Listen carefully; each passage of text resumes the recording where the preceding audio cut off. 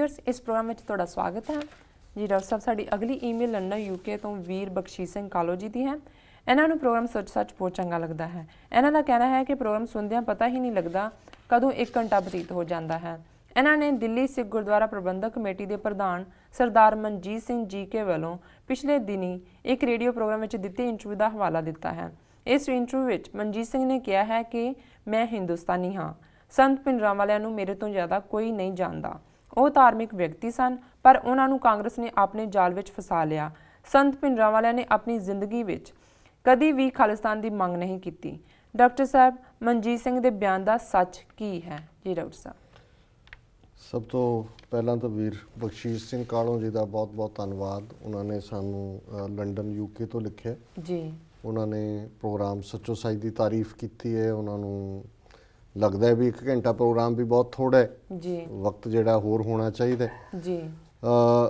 असी जदों इस किस्म के साडे वीर जां भैणां लिखते ने सोचते ने तो सानू माण महसूस होंदा है जी कि असी जो भी कर रहे हैं घट्टो घट्ट उस जिहड़ा है साडे दर्शक पसंद करते हैं जी। और फिर भी असी उन्हां तो इनपुट जरूर चाहांगे और असी हमेशा ये कहते हैं कि सानू ये दस्सण भी इस 1 घंटे नूं होर किवें वध तो वध असी लाहेवंदा बना सकते हैं, इस चों किहड़े सैगमेंट नूं होर असी जिहड़ा है दिलकश बना सकते हैं। सो इन्हां दा बहुत बहुत धन्नवाद जी।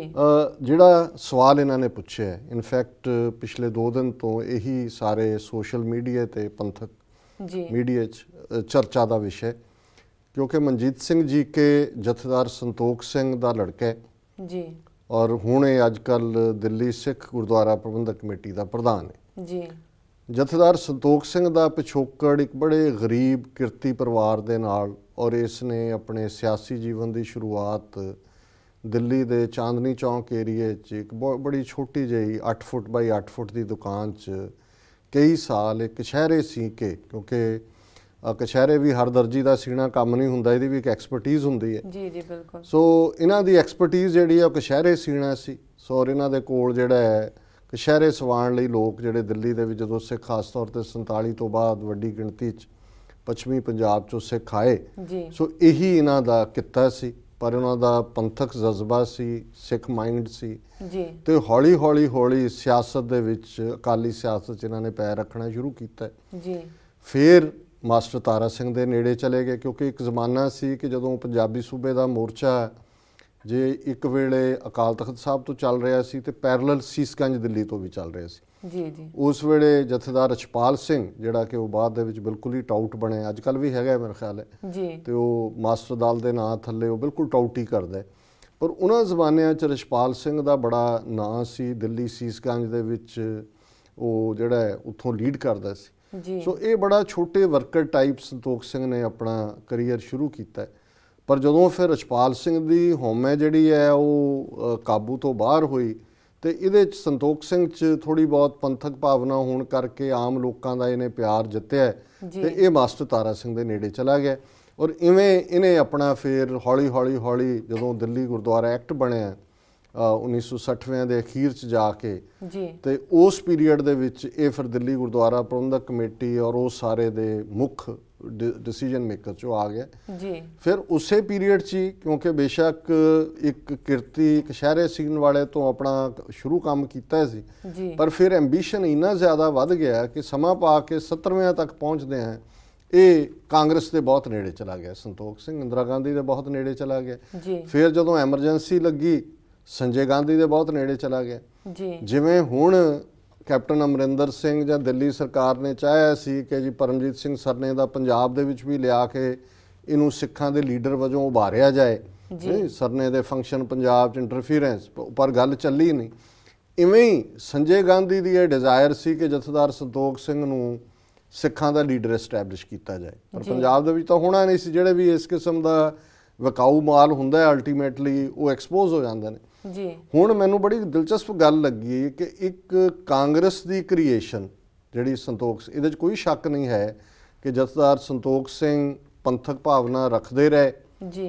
संत भिंडरांवालियां दे कोल भी आउंदे सन और 20 सितंबर नूं जिहड़ा कल दा दिन होएगा जदों 1981 संत भिंडरांवालियां ने ਚੌਂਕ ਮਹਿਤੇ ਦੇ ਵਿੱਚ ਗੁਰਦੁਆਰਾ ਗੁਰਦਰਸ਼ਨ ਪ੍ਰਕਾਸ਼ ਗ੍ਰਿਫਤਾਰੀ ਦਿੱਤੀ ਜੀ ਤੇ ਉਹਦੇ 'ਚ ਵੀ ਜਥੇਦਾਰ ਸੰਤੋਖ ਸਿੰਘ ਆਇਆ ਸੀ, ਉਹਨੇ ਲੈਕਚਰ ਵੀ ਕੀਤਾ ਔਰ ਮੈਂ ਕਿਉਂਕਿ ਇੱਕ ਵਿਦਿਆਰਥੀ ਦੇ ਨਾਤੇ ਜਲੰਧਰੋਂ ਮੈਨੂੰ ਜਾਣ ਦਾ ਮੌਕਾ ਮਿਲਿਆ, ਉਸ ਸਮਾਗਮ ਦੇ ਵਿੱਚ ਮੈਂ ਖੁਦ ਉਸ ਸਪੀਚ ਨੂੰ ਵੀ ਸੁਣਿਆ ਹੋਇਆ ਜੀ ਔਰ ਮੈਂ ਇਸ ਸਾਰੇ ਪਾਰਟ ਨੂੰ ਬਹੁਤ ਚੰਗੀ ਤਰ੍ਹਾਂ ਜਾਣਦਾ ਵੀ ਸੰਤੋਖ ਸਿੰਘ ਦਾ ਫਿਰ ਸੰਤੋਖ ਸਿੰਘ ਦਾ ਐਂਡ ਵੀ ਹੋ ਗਿਆ ਜੀ, ਉਹਦਾ ਮਰਡਰ ਕਰ ਦਿੱਤਾ ਗਿਆ ਸੀ ਉੱਥੇ ਆਪਸ ਦੇ ਵਿੱਚ ਹੀ ਔਰ ਏਜੰਸੀਆਂ ਦੇ ਆਪਣੇ ਕੰਮ ਹੁੰਦੇ ਨੇ, ਉਭਾਰਦੇ ਨੇ। ਫਿਰ ਉਸ ਤੋਂ ਅਕਾਲ ਤਖਤ ਤੋਂ ਉਹਨੂੰ ਡਿਫਾਈ ਕਰਵਾਇਆ, ਅਕਾਲ ਤਖਤ ਨੇ ਸੱਦਿਆ, ਉਹਨੂੰ ਕਿਹਾ ਨਾ ਜਾਓ, ਆ ਗਿਆ, ਬਾਅਦ 'ਚ ਉਹਦਾ ਉਸੇ ਇੱਕ ਹੋਰ ਦਿੱਲੀ ਕਮੇਟੀ ਦੇ ਮੈਂਬਰ ਨੇ ਮਰਡਰ ਕਰਤਾ ਇਹਦੇ ਪਿਓ ਦਾ ਜੀ। ਹੁਣ ਇਹ ਤਜਿੰਦਰ ਸਿੰਘ ਜੀ ਕੇ ਕਾਂਗਰਸ ਬਾਰੇ ਇਵੇਂ ਗੱਲਾਂ ਕਰਦਾ ਜਿਵੇਂ ਇਹਦੇ ਪਿਓ ਨੇ ਕਦੇ ਕਾਂਗਰਸ ਦੇਖੀ ਨਹੀਂ ਹੁੰਦੀ ਜੀ। ਉਹ ਭਾਈ ਉਹਨਾਂ ਦੀ ਤੁਸੀਂ ਕ੍ਰੀਏਸ਼ਨ ਹੁਣ ਇਹ ਦਾਵਾ ਇਹ ਕਰ ਰਿਹਾ ਜੀ ਮੇਰੇ ਤੋਂ ਜ਼ਿਆਦਾ ਸੰਤ ਪਿੰਡਾਂ ਵਾਲਿਆਂ ਨੂੰ ਕੋਈ ਨਹੀਂ ਜਾਣਦਾ। ਇਨਕੋ ਪੁੱਛੇ ਵੀ 29 ਸਾਲ ਹੋ ਗਏ ਜੂਨ 84 ਦੇ ਹਮਲੇ ਨੂੰ ਜੀ, ਤੇ ਕਾਕਾ ਜੀ ਉਦੋਂ ਤੁਸੀਂ ਕਿੰਨੇ ਸਾਲਾਂ ਦੇ ਸੀ? ਜੀ ਹੁਣ ਸ਼ਕਲੋਂ ਤਾਂ ਜੇ ਦਾੜੀ ਕਾਲੀ ਨਾ ਕੀਤੀ ਹੋਏ ਤਾਂ 35-40 ਤੋਂ ਜ਼ਿਆਦਾ ਨਹੀਂ ਹੋਣਾ, 40 ਨਾ 45 ਸਾਲ ਦਾ ਹੋਏਗਾ ਜੀ ਜੀ। ਤੇ ਜੇ ਉਹ 20-22 ਸਾਲ ਦਾ ਸੀ ਤੇ ਭਾਈ ਇਹ ਤੇਰਾ ਕਿਵੇਂ ਦਾਵਾ ਹੈ ਵੀ ਤੇਰੇ ਤੋਂ ਜ਼ਿਆਦਾ ਕੋਈ ਨਹੀਂ ਜਾਣਦਾ ਪਿੰਡਾਂ ਵਾਲਿਆਂ ਨੂੰ? ਦੇਖੋ ਮਤਲਬ ਜਦੋਂ ਤੁਸੀਂ ਗੱਲ ਕਰਨ ਲੱਗੇ ਆਪਣਾ ਬੈਲੈਂਸ ਪਹਿਲਾਂ ਦੇਖੋ ਵੀ ਤੁਸੀਂ ਗੱਲ ਕਰ ਕੀ ਰਹੇ ਹੋ ਜੀ। ਹੁਣ ਉਹ ਇਹ ਕਹਿ ਰਿਹਾ ਜੀ ਕਿ ਉਹ ਕਾਂਗਰਸ ਦੇ ਜਾਲ 'ਚ ਫਸ ਗਏ, ਜੇ ਫਸੇ ਉਹਦੇ ਕਹਿਣ ਮੁਤਾਬਕ ਫਿਰ ਤੇਰੇ ਪਿਓ ਦੀ ਕਰਤੂਤ ਹੋਏਗੀ ਕਿਉਂਕਿ ਉਹੀ ਕਾਂਗਰਸ ਦੇ ਨੇੜੇ ਸੀ, ਸੰਜੇ ਗਾਂਧੀ ਦਾ ਉਹ ਬੰਦਾ ਸੀ। ਪਰ ਜਿਵੇਂ ਸਿੱਖ ਜਥੇਬੰਦੀਆਂ ਨੇ ਇੰਗਲੈਂਡ ਤੋਂ ਵੀ ਬਿਆਨ ਦਿੱਤਾ ਹੈ ਔਰ ਦੂਸਰਾ ਵੀ ਹੈ, ਸੰਤ ਪਿੰਡਾਂ ਵਾਲਿਆਂ ਨੇ ਨਾ ਕਦੇ ਕਿਸੇ ਕਾਂਗਰਸ ਦੇ ਪਲੇਟਫਾਰਮ ਤੋਂ ਉਹਨਾਂ ਨੇ ਕੋਈ ਸਟੇਟਮੈਂਟ ਦਿੱਤੀ ਜੀ, ਨਾ ਉਹਨਾਂ ਨੇ ਕਿਸੇ ਕਾਂਗਰਸੀ ਕੈਂਡੀਡੇਟ ਲਈ ਕਦੇ ਕੈਂਪੇਨ ਕੀਤਾ ਜੀ। ਔਰ ਇਹ ਪ੍ਰਚਾਰ ਇਹੀ ਰਿਹਾ ਕਿ ਜੀ ਗੁਰਦਾਸਪੁਰ ਜ਼ਿਲ੍ਹੇ 'ਚ ਕਾਂਗਰਸ ਦੀ ਇੱਕ ਮੀਟਿੰਗ ਕਾਨਫਰੰਸ ਨੂੰ ਜਾਂ ਇੱਕ ਜਲਸੇ ਨੂੰ ਉਹਨਾਂ ਨੇ ਬਿਲਕੁਲ ਝੂਠ ਪ੍ਰਚਾਰ ਜੀ। ਬਾਕੀ ਸੰਤੋਖ ਸਿੰਘ ਦੇ ਭੋਗ ਜਦੋਂ ਸੰਤੋਖ ਸਿੰਘ ਨੂੰ ਮਾਰਿਆ ਗਿਆ ਗੋਲੀਆਂ ਦੇ ਨਾਲ ਉਹਦੇ ਭੋਗ ਤੇ ਸੰਤ ਪਿੰਡਾਂ ਵਾਲੇ ਜ਼ਰੂਰ ਗਏ ਜੀ ਔਰ ਉਹਨਾਂ ਦੇ ਇਹ ਸ਼ਬਦ ਸੀ ਕਿ ਭਾਵੇਂ ਕਾਂਗਰਸੀ ਸੀ ਪਰ ਇਹ ਜਿਹੜੇ ਪੰਜਾਬ ਦੇ ਅਕਾਲੀ ਨੇ ਇਹਨਾਂ ਨਾਲੋਂ ਕਈ ਮਾਮਲਿਆਂ 'ਚ ਚੰਗਾ ਸੀ, ਇਹ ਉਹਨਾਂ ਦੇ ਸ਼ਬਦ ਨੇ ਜਿਹੜੀ ਗੱਲ ਜੀ। ਹੁਣ ਇਹਦਾ ਇਹ ਕਹਿਣਾ ਕਿ ਜੀ ਕਾਂਗਰਸੀ ਜਾਲ 'ਚ ਫਸ ਗਏ, ਕਿਹੜਾ ਜਾਲ ਜਿਹੜਾ ਉਹਨਾਂ ਨੇ ਸੰਤ ਪਿੰਡਾਂ ਵਾਲੇ ਇੱਕ ਯੋਧੇ ਦੀ ਤਰ੍ਹਾਂ ਜੂਝੇ ਨੇ, ਆਪਣੇ ਨਿਸ਼ਾਨੇ ਨੂੰ ਅੱਗੇ ਤੋਰਿਆ, ਉਹਨਾਂ ਦੇ ਕੋਲ ਕੋਈ ਵੀ ਆਇਆ ਉਸ ਨੂੰ ਉਹਨਾਂ ਨੇ ਪੰਥਕ ਨੁਕਤਾ ਨਿਗਾਹ ਤੋਂ ਦੇਖਿਆ। ਹੁਣ ਜਿਹੜਾ ਸਭ ਤੋਂ ਵੱਡਾ ਕੁਫਰ ਤੋਲਿਆ ਇਹਨੇ, ਜਿਸ ਕਰਕੇ ਜਿਹੜੇ ਮਾੜੇ ਮੋਟੇ ਸਿੱਖ ਸਮਝਦੇ ਸੀ ਵੀ ਚਲੋ ਜੇ ਜਥੇਦਾਰ ਸੰਤੋਖ ਸਿੰਘ ਦੀ ਮਾੜੀ ਮੋਟੀ ਸਿੱਖ ਥਿੰਕਿੰਗ ਸੀ ਤੇ ਸ਼ਾਇਦ ਇਹ ਕੋਈ ਸਿੱਖੀ ਵੱਲ ਕਰੇ, ਉਹ ਇਹਦਾ ਇਹ ਕੂੜਾ ਦਾਵਾ ਹੈ ਕਿ ਜੀ ਸੰਤ ਪਿੰਡਾਂ ਵਾਲਿਆਂ ਨੇ ਸਾਰੀ ਜ਼ਿੰਦਗੀ 'ਚ ਕਦੇ ਖਾਲਿਸਤਾਨ ਦੀ ਗੱਲ ਹੀ ਨਹੀਂ ਕੀਤੀ ਜੀ। ਘੱਟੋ ਘੱਟ ਉਹਨਾਂ ਦੀਆਂ 35-40 ਕੈਸਟਾਂ ਨੇ, ਕੋਈ ਇਹਨੂੰ ਸੈੱਟ ਦੇ ਦੇ ਕਿ ਤੂੰ ਉਹਨਾਂ ਦੀ ਆਵਾਜ਼ 'ਚ ਹੀ ਸੁਣ ਲੈ ਕਿ ਉਹਨਾਂ ਨੇ ਖਾਲਿਸਤਾਨ ਬਾਰੇ ਕੀ ਕਿਹਾ। ਉਹਨਾਂ ਨੇ ਬੜੀ ਸਪਸ਼ਟਤਾ ਦੇ ਨਾਲ ਇਹ ਕਿਹਾ ਕਿ ਵੀ ਅਸੀਂ ਇਹਨਾਂ ਦੇ ਨਾਲ ਰਹਿਣਾ ਚਾਹੁੰਦੇ ਹਾਂ, ਅਰਦਾਸ ਅਨੰਦਪੁਰ ਦੇ ਮਤੇ ਦੀ ਕੀਤੀ ਹੋਈ ਹੈ ਜੀ। ਇਹਨਾਂ ਨੇ ਦੇਖਣਾ ਸਾਨੂੰ ਨਾਲ ਰੱਖਣਾ ਕਿ ਨਹੀਂ ਰੱਖਣਾ। ਪਰ ਜਿਸ ਦਿਨ ਭਾਰਤ ਦੀ ਫੌਜ ਦੇ ਪੈਰ ਹਰਮੰਦਰ ਸਾਹਿਬ ਦੀ ਹਦੂਦ 'ਚ ਪਏ, ਖਾਲਿਸਤਾਨ ਦੀ ਨਹੀਂ ਰੱਖੀ ਜਾਵੇਗੀ। ਹੁਣ ਇਹ ਕੀ ਕਹਿਣਾ, ਇਹ ਖਾਲਿਸਤਾਨ ਨਹੀਂ ਹੈ ਜੀ ਜੀ। ਔਰ ਕਈ ਵਾਰ ਉਹਨਾਂ ਤੋਂ ਜਦੋਂ ਪੁੱਛਿਆ ਜਾਂਦਾ ਸੀ ਕਿ ਜੀ ਤੁਸੀਂ ਖਾਲਿਸਤਾਨ ਚਾਹੁੰਦੇ ਹੋ ਕਿ ਨਹੀਂ, ਉਹਨਾਂ ਨੇ ਕਹਿਣਾ ਜੀ ਅਸੀਂ ਨਾ ਵਿਰੋਧ 'ਚ ਨਾ ਹੱਕ 'ਚ, ਜੇ ਮਿਲੇਗਾ ਤੇ ਛੱਡਣਾ ਨਹੀਂ। ਜਿਵੇਂ ਬਲਦੇਵ ਸਿੰਘ ਨੇ ਬੇੜੀ 'ਚ ਵੱਟੇ ਪਾਏ ਸੀ ਸਿੱਖਾਂ ਦੇ 47 'ਚ, ਉਵੇਂ ਵੱਟੇ ਨਹੀਂ ਪਾਉਣ ਦੇਣੇ। ਹੁਣ ਇਹਦਾ ਕੀ ਮਤਲਬ ਹੈ?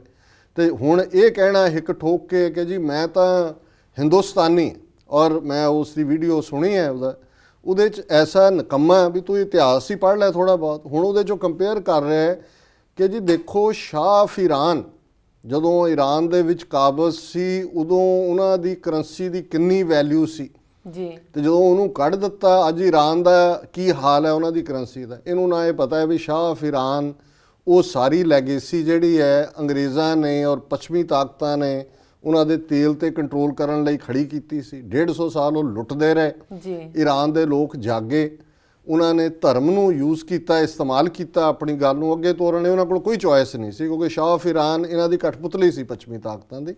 ਲੋਕਾਂ ਨੇ ਬਾਹਰ ਕੱਢਿਆ ਉਸ ਸ਼ਾਹ ਨੂੰ, ਉਹ ਅਮਰੀਕਾ ਨੇ ਵੀ ਨਹੀਂ ਰੱਖਿਆ, ਮੁੜ ਕੇ ਰੁਲ ਕੇ ਉਹ ਮਰਿਆ।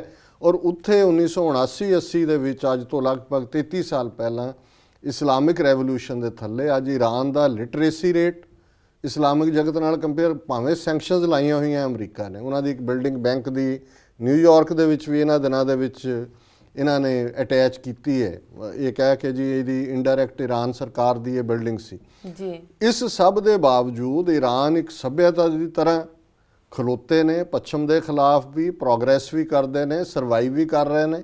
ਹੁਣ ਜੇ ਇਹਨੂੰ ਇੰਨਾ ਨਹੀਂ ਪਤਾ ਹੈ ਵੀ ਸ਼ਾਹ ਆਫ ਈਰਾਨ ਦੀ ਲੈਗੇਸੀ ਕੀ ਸੀ ਤੇ ਜਿਹੜੀ ਈਰਾਨ ਦੀ ਤਬਦੀਲੀ ਆ ਉਹਦਾ ਕੀ ਹੈ, ਤਾਂ ਇਹਨੂੰ ਦਿੱਲੀ ਦੇ ਸਿੱਖਾਂ ਦੀਆਂ ਸਮੱਸਿਆਵਾਂ ਤੇ ਫਲਾਣਾ ਤੇ ਢਿਮਕਾ, ਉਹ ਆਪ ਉੱਥੇ ਜਾ ਕੇ ਰੋਮ ਇਟਲੀ ਦੇ 에ਅਰਪੋਰਟ ਤੇ ਪੱਗ ਲਾਉਣ ਤੱਕ ਜਦੋਂ ਗੱਲ ਆਈ ਫਿਰ ਚੀਕਾਂ ਮਾਰਦੇ ਰਹੇ ਕਿ ਜੀ ਇੰਡੀਅਨ ਐਂਬੈਸਡਰ ਨੂੰ ਕਰੋ, ਦੂਜੇ ਨੂੰ ਕਰੋ। ਜੇ ਖਾਲਿਸਤਾਨ ਦੀ ਹੋਂਦ ਹੁੰਦੀ ਤੇ ਇਹ ਗੁਰਦੁਆਰਿਆਂ ਦਾ ਇੰਚਾਰਜ ਹੁੰਦਾ ਤੇ ਕੋਈ ਉਹ ਰੋਮ ਦੇ 에ਅਰਪੋਰਟ ਤੇ ਇਹਨੂੰ ਕਹਿੰਦਾ ਵੀ ਪੱਗ ਲਾ ਜੀ। ਸੋ ਜਿਹੜੇ ਇਹ ਬਿਲਕੁਲ ਹੀ, ਮੈਂ ਤਾਂ ਕਈ ਵਾਰੀ ਦੇਖਦਾ ਵੀ ਦੋ ਕਿਸਮ ਦੀਆਂ ਇਹ ਕੈਟਾਗਰੀ ਵਾਲੇ ਲੋਕ ਰਹਿ ਗਏ ਨੇ, ਜਾਂ ਜੁੱਤੀਆਂ ਖਾਣ ਵਾਲੇ ਨੇ ਜਾਂ ਜੁੱਤੀਆਂ ਚੱਟਣ ਵਾਲੇ ਨੇ। ਤੀਜੀ ਕੈਟਾਗਰੀ ਵਾਲੇ ਜਿਹੜੇ ਨੇ ਉਹ ਕਦੇ ਕਹਿ ਹੀ ਨਹੀਂ ਸਕਦੇ ਵੀ ਖਾਲਿਸਤਾਨ ਜਾਂ ਕੌਮੀ ਅਣਖ ਜਿਹੜੀ ਹੈ ਇਹ ਸਾਡੀ ਨਹੀਂ ਹੋਣੀ ਚਾਹੀਦੀ। ਸੋ ਮੈਂ ਸਮਝਦਾ ਵੀ ਇਹਨਾਂ ਨੂੰ ਵੀਰ ਬਖਸ਼ੀਸ਼ ਸਿੰਘ ਕਾਲੋਂ ਨੇ ਪੁੱਛਿਆ ਕਿ ਵੀ ਹੁਣ ਇਹਨਾਂ ਬਾਰੇ ਤੁਸੀਂ ਹੋਰ ਜਾਂ ਇਹਨਾਂ ਨੂੰ ਜੁੱਤੀਆਂ ਖਾਣ ਵਾਲੀ ਕੈਟਾਗਰੀ 'ਚ ਰੱਖ ਲਓ ਜਾਂ ਜੁੱਤੀਆਂ ਛੱਟਣ ਵਾਲੀ 'ਚ ਰੱਖ ਲਓ, ਤੀਜੀ ਇਹਨਾਂ ਦੀ ਕੋਈ ਕੈਟਾਗਰੀ ਨਹੀਂ। ਜੀ ਡਾਕਟਰ ਸਾਹਿਬ, ਤੁਹਾਡਾ ਬਹੁਤ ਬਹੁਤ ਧੰਨਵਾਦ, ਤੁਸੀਂ ਆਪਣੇ ਵਿਚਾਰ ਸਾਡੇ ਦਰਸ਼ਕਾਂ ਨਾਲ ਸਾਂਝੇ ਕੀਤੇ। ਤੇ ਇੱਥੇ ਲੈਣੇ ਇੱਕ ਬ੍ਰੇਕ। ਵੀਅਰਸ ਸਾਡੇ ਨਾਲ ਇਸ ਤਰ੍ਹਾਂ ਜੁੜੇ ਰਹੋ, ਮਿਲਦੇ ਹਾਂ ਇੱਕ ਛੋਟੇ ਬ੍ਰੇਕ ਤੋਂ ਬਾਅਦ।